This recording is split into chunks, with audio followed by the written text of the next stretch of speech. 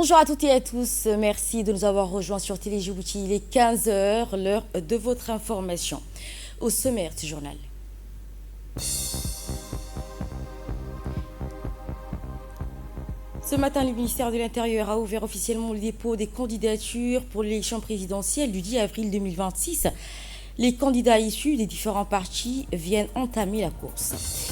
Et au Liban, sud du pays, sous les bombes, au sud du pays, les attaques israéliennes se sont intensifiées, poussant un demi-million à fuir leur foyer. Bonjour à toutes et à tous et merci de nous avoir rejoints sur Télé Djibouti. Le président de la République, son Excellence Ismaël Marguilé, a réaffirmé le soutien total de Djibouti à l'État du Qatar. Dans la continuité de son engagement en faveur des nations arabes du Golfe confrontées à des agressions armées, son Excellence, le président de la République, Ismaël Marguilé, a eu dimanche hier, en fin de matinée, un entretien téléphonique avec Cheikh Tamim bin Hamad Al Thani, émir du Qatar. Au cours de cet échange, les deux dirigeants ont abordé la situation actuelle au Qatar, les mesures prises par ce pays frère pour protéger ses citoyens, garantir l'intégrité de son territoire malgré les défis liés à la guerre au Moyen-Orient. Cheikh Tamim bin Hamad Al Thani a profité de cette occasion pour détailler les actions entreprises par les autorités qataries afin d'assurer la sécurité, le bien-être et le fonctionnement normal du pays. Pour sa part, le président Guelleh a exprimé sa confiance dans la capacité du Qatar à surmonter les conséquences des attaques militaires iraniennes et a transmis au nom du peuple et du gouvernement djiboutien la solidarité pleine et entière de la nation sœur djiboutienne au Qatar. Une démarche qui marque ainsi le début officiel du processus électoral en vue 10 avril prochain. Ce matin, Mohamed Farah Samatar, connu sous le nom de Khairé, du Parti démocrate unifié djiboutien, a remis officiellement son dossier de candidature pour l'élection présidentielle du 10 avril 2026 au ministre de l'Intérieur, Cyril Nour Hassan, au cabinet du ministère. Avant la remise du dossier, le candidat et son équipe de campagne ont été reçus par le ministre pour un entretien axé sur le respect du cadre légal et le bon déroulement du processus électoral. Ce dépôt, qui s'inscrit dans le strict respect et des dispositions légales régissant dans l'organisation des élections présidentielles en République Djibouti, avec cette démarche, M. Khairé devient le premier candidat de l'opposition à soumettre officiellement sa candidature pour le scrutin à venir. Ainsi, dans une déclaration à la presse, il a souligné que le processus s'était déroulé dans un climat favorable et cordial.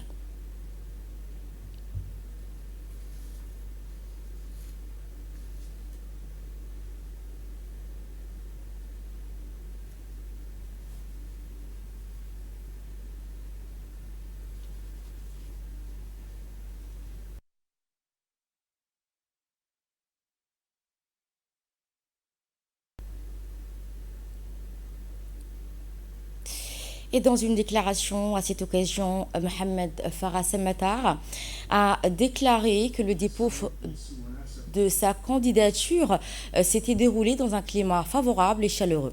Il a également souligné qu'il se présente comme candidat de l'opposition engagée et constructive, prêt à participer à un débat démocratique ouvert et à une compétition politique loyale. Il a tenu à rappeler que son opposition ne cherche pas à déstabiliser le pays, mais à offrir une alternative responsable, respectueuse des institutions. Par cette candidature, M. Khairé réaffirme son engagement en faveur de la démocratie, de l'unité nationale et du développement durable. Le Centre démocrate unifié djiboutien appelle ses militants et sympathisants à dynamiser ainsi démocratiquement dans le respect des lois et des valeurs républicaines. Autre dépôt, le directeur de la campagne du président de la République dépose également officiellement la candidature du parti ainsi de l'UMP. Ce matin, Abdoulaye Miguel, directeur de campagne et président, dépose ainsi la candidature du président de la République. La remise du dossier qui s'est déroulée en présence des principaux acteurs politiques de l'Union pour la majorité présidentielle, notamment Abdelkader Kamil Mohamed, président de l'UMP, Ilyes Moussa Dewali, vice-président de l'UMP, Ilyes Moussa Dewali, secrétaire général du parti RPP, Abdi Aden Hadish, vice-président de l'UPR, Ougouré Giflé, secrétaire général du parti Froud, Madame Hassana Moumin Bahadon, présidente du parti PSD, Monsieur Abdelrahman Mohamed Alalé, président du PND. Le ministre de l'Intérieur a reçu personnellement le dossier remis par le directeur de campagne, marquant ainsi le lancement officiel du processus électoral pour la candidature présidentielle du président de la République.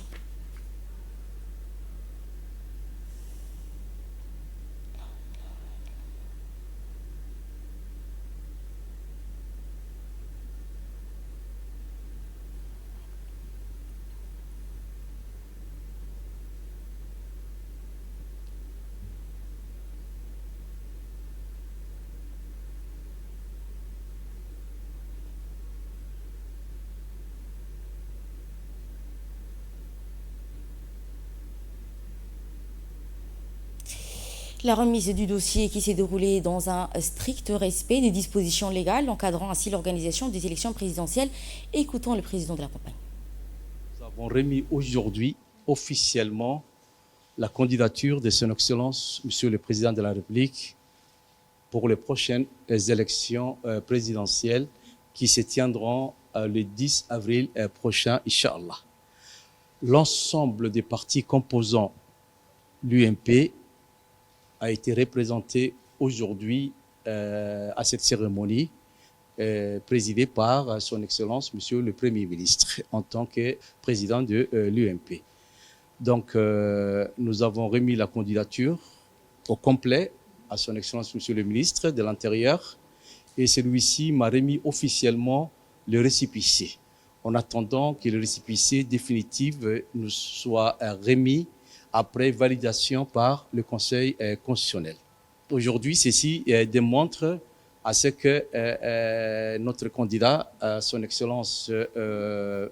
Ismaïl Omar Guelleh, le président de la République, est officiellement candidat aux prochaines élections présidentielles, et nous commençons, Inch'Allah, tout le travail conséquent pour que ceci puisse se dérouler dans les meilleures conditions afin que la population puisse sortir massivement, donner démocratiquement sa voix et élire les candidats de son choix, tout en ne doutant pas que le candidat de l'UMP, Son Excellence M. Ismaïl Omar Guelleh, sera plébiscité largement par la population djiboutienne qui connaît son bilan, qui connaît ses perspectives, surtout dans ces moments difficiles, des turbulences, des guerres dans notre sous-région, dans notre région. Et aujourd'hui, le président de la République est un gage de stabilité, de confiance qui nous permettra de pouvoir challenger les défis présents et de l'avenir. C'était Abdellah Miguel, directeur de campagne du président de la République. Réception dans le cadre du mois béni du Ramadan à l'Assemblée nationale. Ainsi, hier, le 8 mars, une cérémonie de réception s'est déroulée ainsi à l'Assemblée nationale, réunissant le président du Parlement, les membres du bureau, les honorables députés, ainsi que les administrateurs et le personnel du Parlement. Cette rencontre qui a offert aux élus de la nation et au cadre de l'institution un moment de fraternité, de partage et de recueillement valeur au cœur de ce mois béni du Ramadan. Le Ramadan est un temps privilégié de foi, de solidarité et de générosité, rappelant ainsi chacun l'importance de l'entraide, de la patience, du respect mutuel, tout en renforçant les liens au sein de la communauté. Ainsi, cette réception d'iftar collective a permis de célébrer la tolérance, la solidarité, la cohésion sociale et qui s'est déroulée dans une atmosphère chaleureuse, empreinte de spiritualité et de convivialité parmi les invités.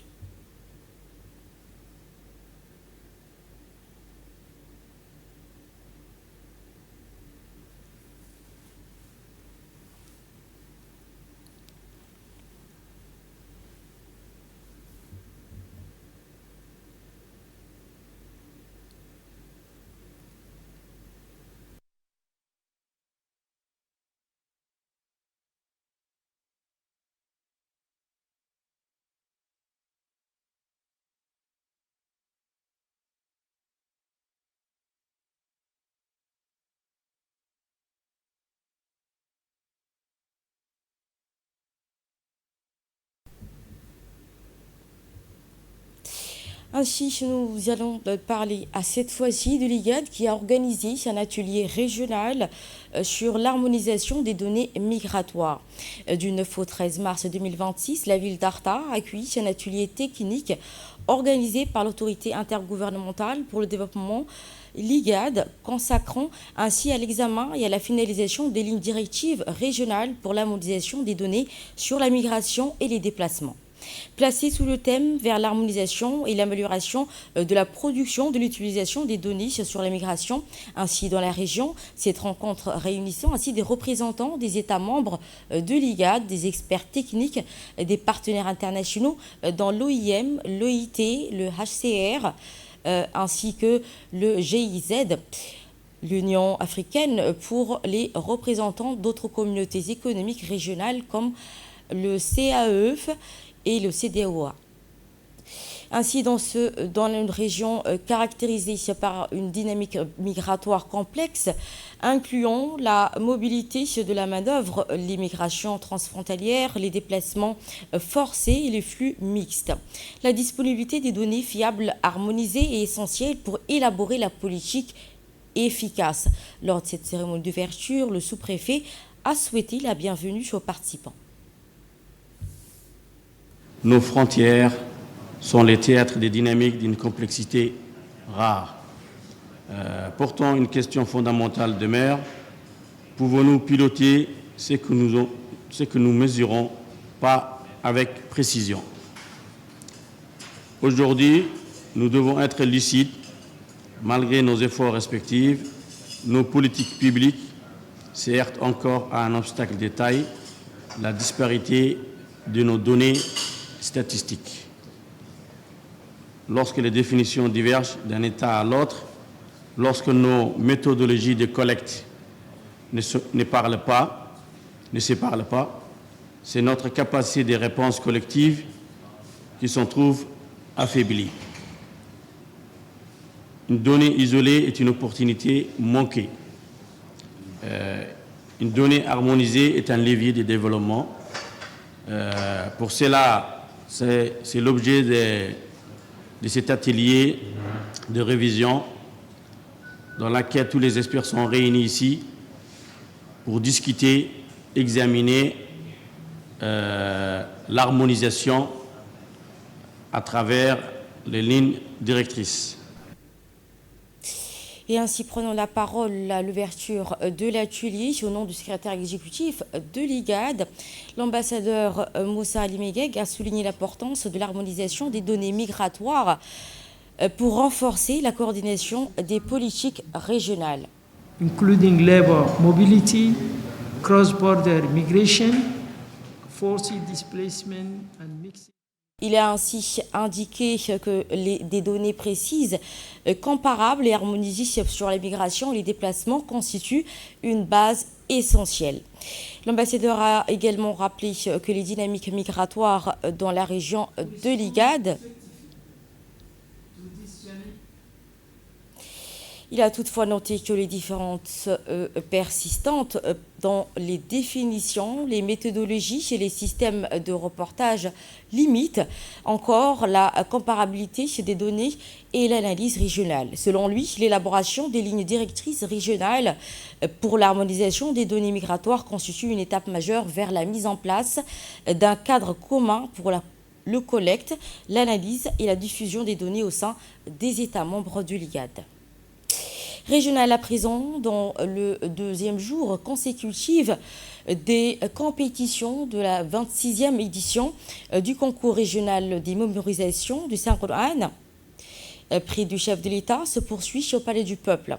Outre Djibouti, pays hôte participant, ainsi candidats venus du Yémen, de la Tanzanie, des Comores, de la Somalie, du Kenya, l'Ouganda, l'Éthiopie et du Soudan, ainsi que les pays faisant leur première participation, comme le Rwanda, le Burundi et le Soudan du Sud.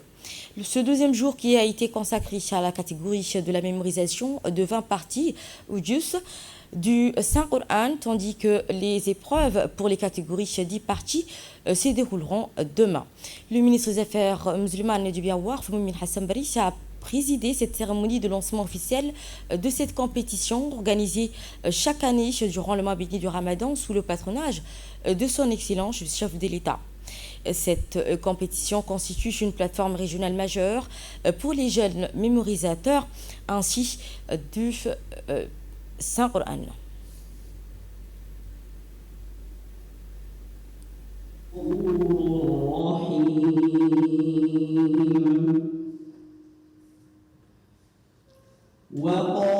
وقاتلوهم حتى لا تكون فتنة ويكون الدين لله ولا يحسبن الذين كفروا أنما نملي لهم خير لأنفسهم إنما نملي لهم ليزدادوا إثما ولهم عذاب مهين. Autre compétition de mémorisation, cette fois à Belhou. L'école islamique de Belhou de l'Union des femmes djiboutiennes, l'UNFD, organisant ainsi un concours de mémorisation du Saint-Coran. Les épreuves qui s'y sont déroulées sur 3 niveaux. La mémorisation de 25 juz, de 20 parties, de 15 parties du Coran. Les 6 meilleurs lauréats ont été récompensés par l'antenne de l'UNFD de Tadjoura, l'événement qui a réuni le sous-préfet de Dora, l'élu local Ali Dini, les notables et ulémas, ainsi visant à promouvoir la mémorisation du Saint-Coran dans la région de Tadjoura. Cette manifestation coranique constitue une plateforme essentielle où les jeunes mémorisateurs peuvent démontrer leur talent, leur maîtrise de la récitation du Tawhid, renforçant ainsi la culture religieuse.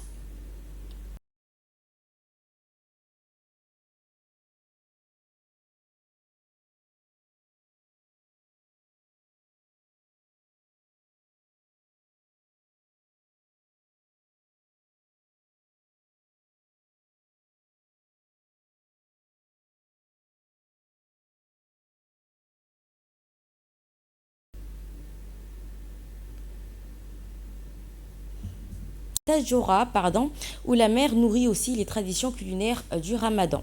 À l'occasion du mois béni du Ramadan, période marquée par une forte consommation de produits halieutiques, les poissons occupent une place centrale dans la gastronomie locale. Malgré les conditions parfois difficiles, les jeunes pêcheurs de Tadjoura poursuivent leurs efforts avec détermination afin d'assurer un approvisionnement régulier en poissons frais. Chaque nuit, ils prennent la mer. Ils s'aventurent dans des zones parfois très éloignées, bravant ainsi les caprices de l'océan pour amener une grande variété de poissons frais et de qualité.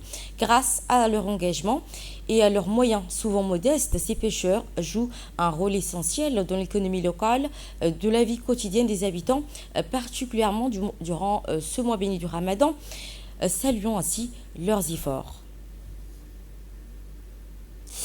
Régional à présent, la Somalie signe officiellement la nouvelle constitution par le président Hassan Sheikh Mohamud. Le président somalien Hassan Sheikh Mohamud a officiellement signé la nouvelle version de la constitution de la République fédérale de la Somalie suite à son adoption par les 2 chambres du Parlement fédéral. Cette étape représente un jalon majeur dans la consolidation des institutions de l'État et le renforcement de l'ordre constitutionnel dans le pays. Cette cérémonie de signature qui s'est tenue au palais présidentiel de Mogadiscio en présence du président du Parlement, Cheikh Aden Mohamed Nour, et du président du Sénat, le sénateur Abdi Hashish Abdillahi, ainsi que les parlementaires chargés de la révision constitutionnelle. S'adressant aux médias, le président Mohamed a indiqué que le gouvernement entame désormais la mise en œuvre des dispositions de cette nouvelle constitution qu'il a qualifiée de socle essentiel pour renforcer les institutions, protéger les droits des citoyens et consolider la démocratie. Et dans son allocution, le chef de l'État a également déclaré: aujourd'hui, nous achevons le long processus de révision de la Constitution. Et nous partons au Kenya. Des fortes pluies ont provoqué d'importantes inondations à Nairobi. la capitale, entraînant des pertes humaines et d'importants dégâts matériels. Les équipes de secours poursuivent leurs opérations pour assister les habitants et sécuriser les zones les plus touchées. Les autorités ont ouvert des centres d'hébergement temporaires pour accueillir les familles évacuées. Des services météorologiques préviennent que les pluies pourraient se poursuivre dans les prochains jours et appellent la population à rester très vigilant. Intensification des attaques israéliennes au sud du Liban et le déplacement de plus d'un demi-million de personnes. Au sud du Liban, des attaques israéliennes constituent une épreuve pour les habitants. Selon les autorités libanaises, plus d'un demi-million de personnes ont été contraintes de quitter leur foyer après plusieurs jours de frappes aériennes et de bombardements. L'armée israélienne a également émis de nouveaux ordres d'évacuation dans plusieurs zones proches de la frontière, poussant ainsi des milliers de familles à chercher refuge dans d'autres régions du pays. Ce sera tout. Merci à toutes et à tous de nous avoir suivis sur Télé Djibouti. Restez avec nous, les infos continuent.